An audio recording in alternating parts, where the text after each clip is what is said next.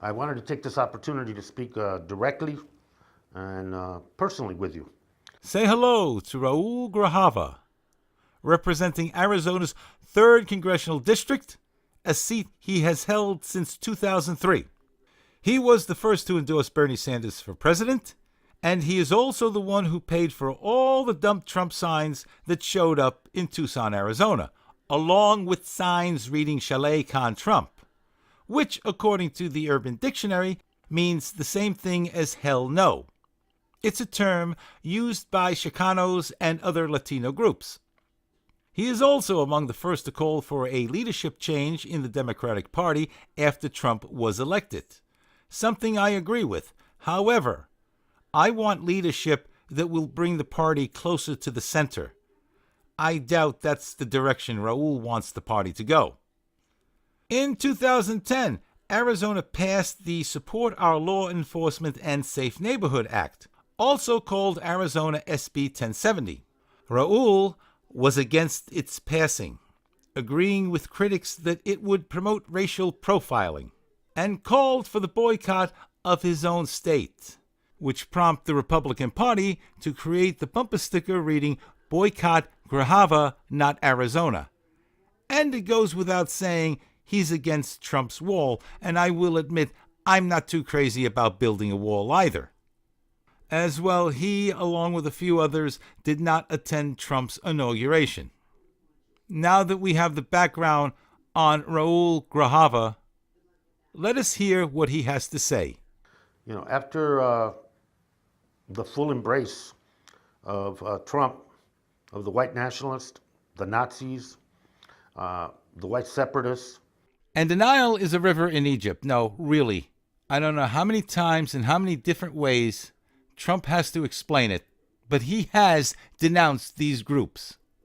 Unlike your party, who has embraced Black Lives Matter, a group whose co-founder is a cop killer. A group who not only calls for the defunding of law enforcement, but also the death of cops. And the only black lives they seem to care about are those killed by white cops while committing a crime. As well, I do not hear you or anyone in your party condemn the actions of Antifa, as well the actions of BAM by any means necessary. And of course, you and your party would not dream of denouncing Linda Sarsour, who is the darling of the feminists, who has no interest in the rights of women, whose only interest is to impose Sharia law onto America, which grants women no rights. Not to mention that Linda Sarsour, along with the rest of her family, has ties to the terrorist group Hamas. In fact, some of her family members are rotting away in an Israeli prison because they are terrorists. And his rather bizarre response yesterday before the media. What was so bizarre about it? How many times did he condemn these groups you say he's embracing? As well condemning Antifa, though he didn't call them out by name, anyone with half a brain knew who he was talking about. He spoke the truth. Both sides are to blame. And the mainstream media, who hasn't dealt with the truth for decades, freaked out. No, really, the truth is kryptonite to the mainstream media. And political clowns as yourself have become so delusional, you're beginning to buy into your own bullshit. It became apparent that we are in very dangerous times and that our leadership has no moral compass. And in order for this community and our country to be secure, I think we have to continue to understand that this president is indeed unhinged. Yeah, and I hear now that a fellow Democrat presented a bill requiring Trump to undergo a mental evaluation to see if he's in the early stages of dementia, and if so, under the Constitution, be removed from office. And which Democrat has put this bill forward? Get your irony meters out. The bill was put forth by Representative Zoe Lofgren, a Democrat of California's 19th District. That's up north in San Jose, 47 miles from San Francisco. If your irony meter isn't flashing red at this moment, you need to recalibrate it or get a new meter. Here's the funny part. She doesn't expect the bill to pass. She is only doing it, as she explained, to stimulate conversation. Because the seeds they planted of Russian collusion did not produce the cash crop they expected. So now they have a new bag of seeds to plant. And his comments yesterday emboldened, gave justification to people who fundamentally go against the values of this nation. People. Yes, Trump did condemn the white nationalists.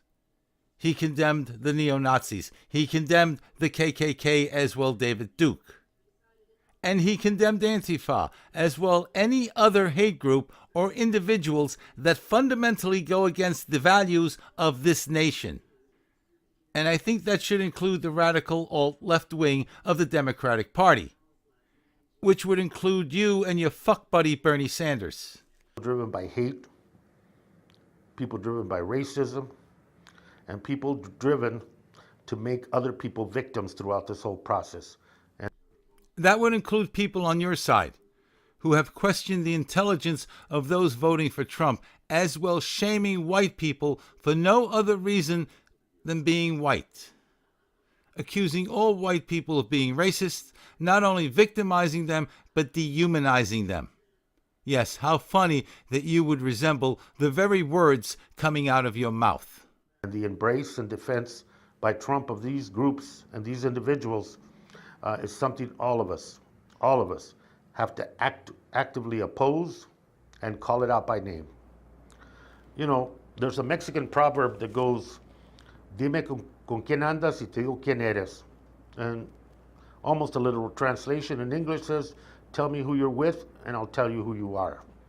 That's called guilt by association. You tried the same thing with Jeff Sessions.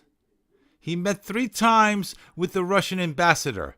He neglected to mention it at his confirmation hearing. So automatically that was collusion.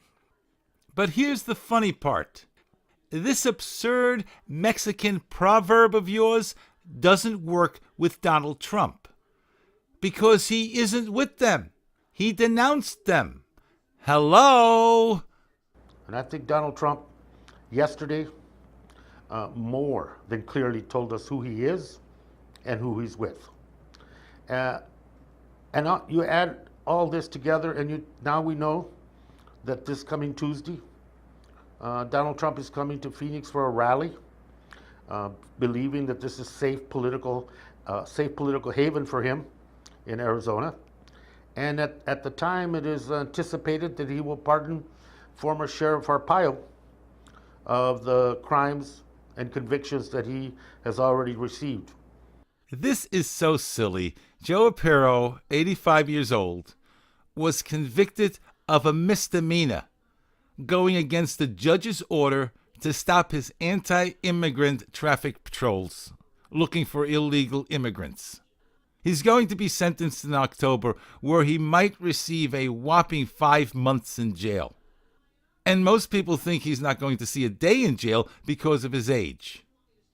A 5-month sentence for a misdemeanor, as opposed to John Clyde Anderson, who was convicted for conspiracy to import a controlled substance, pardoned by Obama, or Zachary James Ray Anderson, conspiracy to defraud the United States by knowingly and without lawful authority producing false identification documents, pardoned by Obama. Octavio Joaquin Armenteros, a.k.a. Octavio Joaquin Armenteros Iglesias, conspiracy to possess with intent to distribute cocaine, pardoned by Obama. And that's just 3. If you're watching this on my YouTube or Vidme channels, I have links in my description box. I don't recall you or anyone on the left say shit about Obama pardoning these clowns. We're talking about felonies here compared to a misdemeanor carrying a 5-month sentence. Really? This pardon adds to what has already occurred in Virginia and what is occurring in other parts of the country by these white separatist, white supremacist, nationalist, and neo-Nazis. Yes, I know. Anybody standing a millimeter from the far left is a Nazi. Like those clowns up in Boston, that rally a couple of days ago, the mayor said they're all Nazis. Here's one of the speakers at that rally, along with the crowd of people who came to hear him speak. See if you can spot the Nazi. Can you guys hear us? All right. They tried to stump us today, didn't they? Yeah. But, we weren't cowed down. And I will always stand up for all of you. And all of us here, in many ways, are true patriots. Because we, in spite of that noise out there, we're here to stand up for something very fundamental, which is called free speech. And let me tell you that they tried to prevent me from coming here, as you may have heard in the media. They asked me why I associated myself with all of you guys, even though they have no idea who you or we are. Say hello to the man running against Elizabeth Warren for her Senate seat. Republican Shiva Ayyaduri, I think that's how you pronounce his name. He's an Indian-born American scientist and entrepreneur. They didn't show him on the mainstream media. Why am I not surprised? I have a link to his entire speech, but really, what the hell is a Nazi doing with a sign reading Black Lives Do Matter? Please explain that to me. Sheriff Arpaio's conviction was based on the facts: racial profiling, selective persecution and prosecution of individuals based on color. Just call it profiling. Race is a matter of circumstance. No, really, you have 4 juveniles, all under the legal drinking age, hanging out in front of a liquor store. Doesn't matter the color of their skin. Maybe, just maybe, 1 out of the 4 are just waiting for a ride.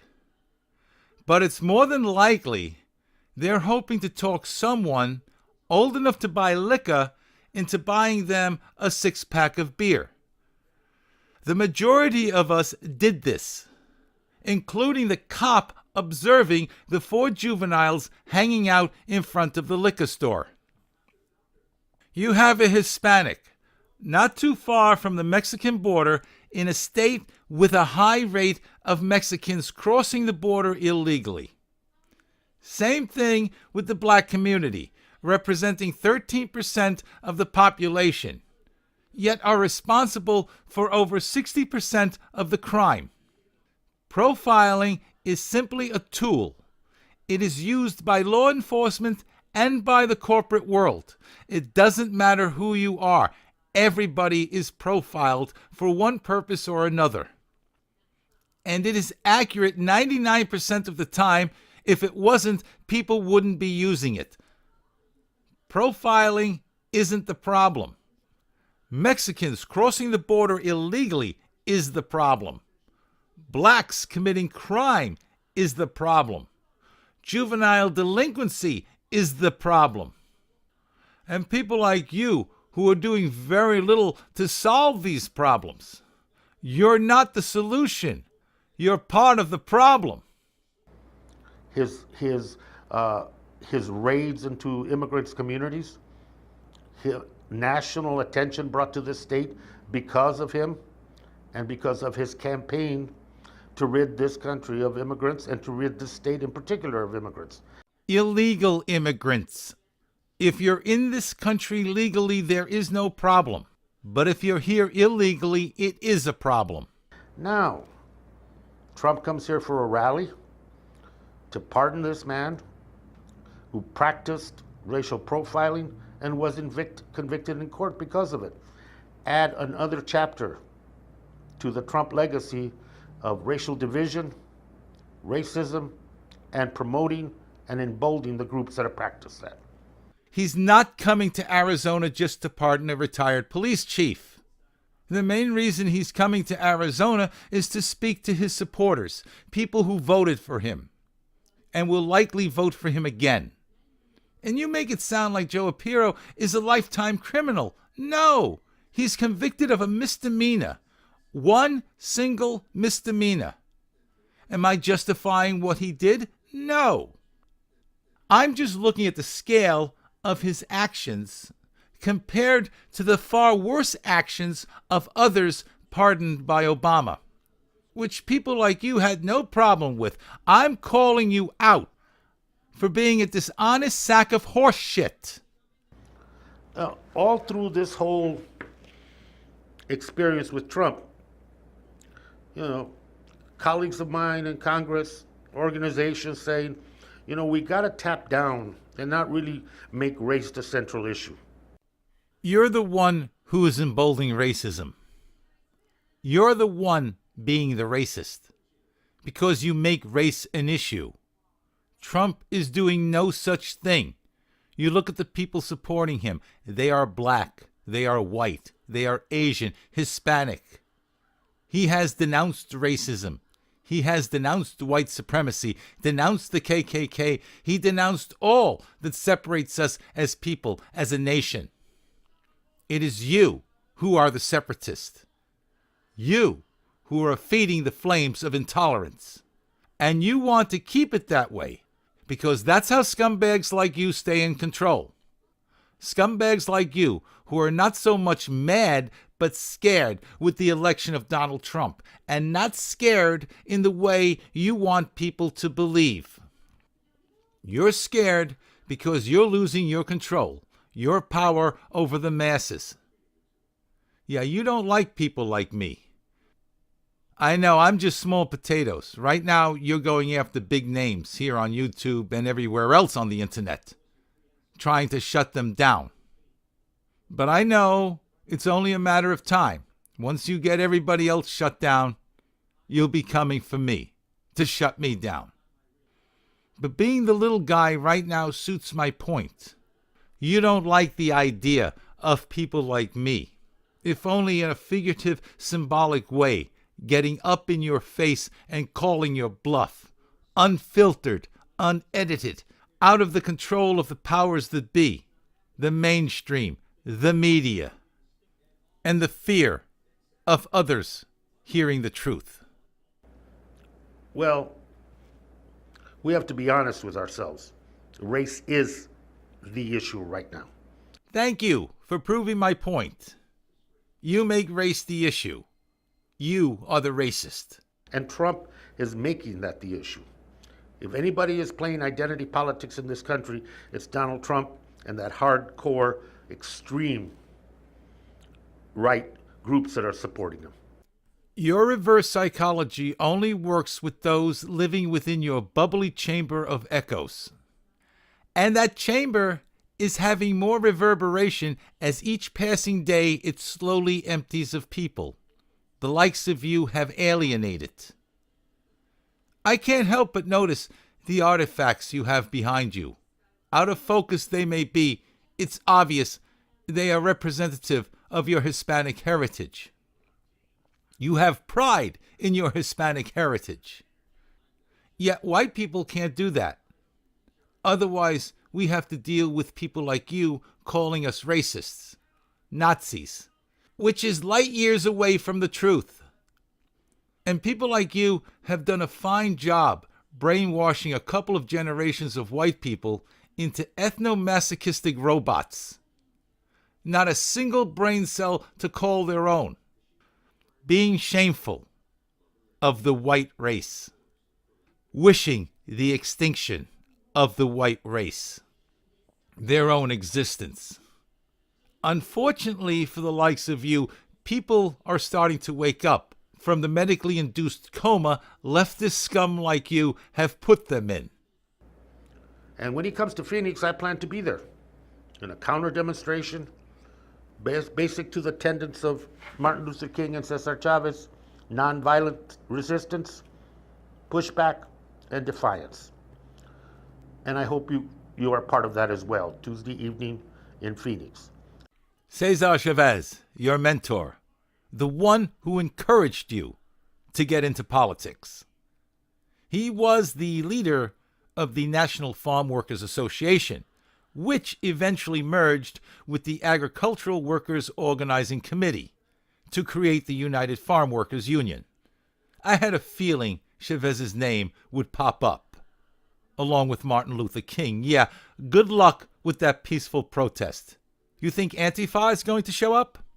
They are not there to peacefully protest. They're not interested in peaceful protesting. But not to worry, because the mainstream media will only cover the peaceful protest and not the destruction left in the wake of Antifa. Anyway, I've just about had it with you. Thank you all for stopping by and for tuning in. And please like, comment, share, and subscribe. And until we talk again, I want you all to be well and enjoy life.